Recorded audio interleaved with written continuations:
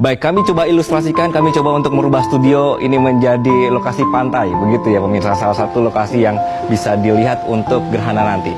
Nah, gerhana pertama yang akan terjadi di tahun ini adalah gerhana matahari hibrida. Nah, pemirsa, ini adalah ilustrasinya ya pemirsa.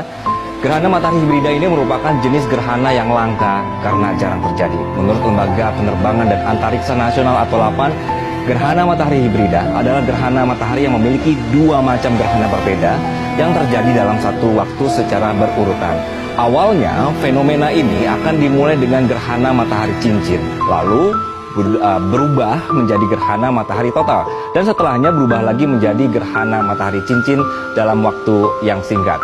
Nah, gerhana matahari hibrida diperkirakan akan terjadi pada 20 April atau sekitar bulan Ramadan. Ada baiknya untuk Anda mempersiapkan waktu untuk menjadwalkan melihat gerhana ini secara langsung. Karena meski kejadian langka ini akhirnya bisa terjadi di Indonesia, tapi ada tapinya. Sayangnya tidak semua wilayah dapat menyaksikan gerhana matahari hibrida. Nah, paling jelas gerhana ini bisa terlihat di Pulau Kisar. Kemudian pilihan lainnya Anda juga bisa melihat fenomena gerhana matahari hibrida di Pulau Maupora, Pulau Watubela, Pulau Damar, Kepulauan Antalisa, Roswar, Kota Biak, dan juga Fak-Fak. Nah, sedangkan daerah lain masih bisa melihat, namun bentuknya berbeda. Jadi sebagian saja. Di 38 ibu kota provinsi di Indonesia ini juga tetap bisa untuk melihat gerhana yang ada di sebelah kanan saya ini pemirsa.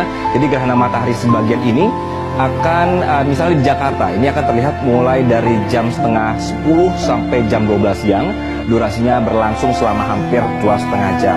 Jogja ini akan menjadi ibu kota provinsi paling awal yang memulai gerhana matahari sebagian, sedangkan Medan akan menjadi yang terakhir, sehingga Anda bisa pilih. Kalau beneran mau melihat gerhana matahari hibrida, tadi ada cincin, ada total gitu ya, Anda bisa ke pulau-pulau di bagian timur Indonesia. Tapi kalau misalnya tidak, ya happy-happy saja bisa melihat gerhana matahari sebagian. Tapi jangan lupa, Anda tetap membutuhkan alat bantu kacamata gerhana untuk melihatnya supaya tidak berakibat fatal bagi penglihatan. Baik, kita lanjutkan. Dari fenomena gerhana matahari, kita bergeser ke gerhana bulan yang juga akan terjadi di tahun ini pemirsa. Yang pertama adalah gerhana bulan penumbra. Kita bisa munculkan bulannya di sebelah kanan saya. Oke, sambil menunggu pemirsa. Jadi ini akan terjadi pada sekitar tanggal 5 atau 6 Mei.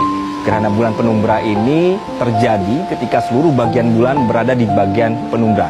Jadi tidak seperti gerhana bulan total, gerhana bulan penumbra ini masih menampakkan bulan meski warnanya suram. Itu aja sih bedanya sebenarnya ya. Nah, gerhana bulan ini bisa disaksikan langsung dengan mata telanjang karena fenomena ini tidak membahayakan kesehatan mata. Tapi ada tapinya lagi, nih ada masalahnya juga. Gerhana bulan penumbra ini sering sulit diamati dengan mata telanjang karena terjadi di malam hari dan bulan tampak redup atau gelap. Nah, gerhana bulan ini akan lebih terlihat jika posisi bulan dalam keadaan penuh atau purnama. Saat terjadi gerhana bulan penumbra, bayangan bumi di permukaan bulan ini bisa terlihat jika menggunakan teleskop. Nggak apa-apa, nanti kita coba cari tempat-tempat yang ada teleskopnya ya. Oke, ini kita ilustrasikan, sudah berubah bulannya. Gerhana ini bisa diamati dari arah tenggara barat daya untuk zona waktu Indonesia Barat. Sedangkan untuk Anda yang zona waktunya adalah Indonesia Tengah, gerhana bisa terlihat dari arah selatan ke barat daya. Dan untuk Anda yang berada di Indonesia Timur akan teramati dari arah barat daya ke barat. Nah, gerhana bulan penumbra ini akan dimulai pada jam 10 malam di tanggal 5 Mei. Puncaknya di jam setengah 1 dini hari dan berakhir di jam setengah 3 pagi. Jadi durasinya agak panjang, 4 jam 18 menit. Dicatat itu. Sepanjang tahun ini, pemirsa, terjadi 13 kali fase purnama dengan 2 fase purnama bertepatan dengan gerhana bulan penumbra dan gerhana bulan sebagian. Gerhana bulan sebagian akan teramati pada tanggal 29 Oktober, bisa dilihat di seluruh Indonesia kecuali di 5 provinsi di Papua yang tidak mengalami kontak akhir sebagian. Nah, untuk gerhana bulan sebagian atau gerhana bulan parsial ini terjadi ketika bumi tidak sepenuhnya menghalangi sinar matahari ke bulan. Bagian permukaan bulan berada di daerah penumbra dan sebagian lagi ini masih terlihat karena terkena sinar matahari. Jadi kalau kita lihat dari bumi, ini seakan-akan bulannya dimakan sebagian. Nah, gerhana bulan sebagian ini bisa terlihat langsung dengan mata tanpa bantuan alat apapun.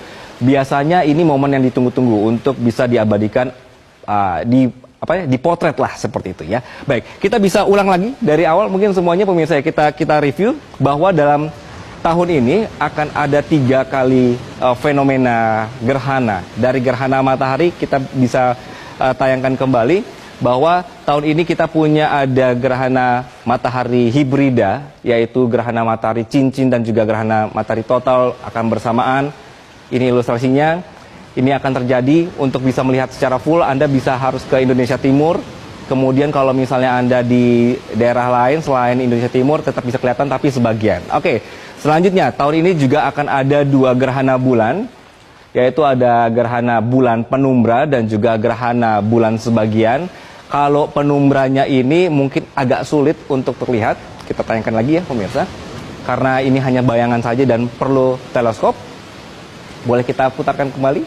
Oke, ini akan ada di sekitar bulan Mei. Kemudian yang terakhir nanti adalah ada yang namanya gerhana bulan sebagian atau juga parsial yang juga akan muncul di Indonesia. Jadi warnanya merah begitu. Sekian Metropedia pekan ini pemirsa. Kita bertemu lagi di lokasi menonton gerhana. Kita nonton bersama-sama.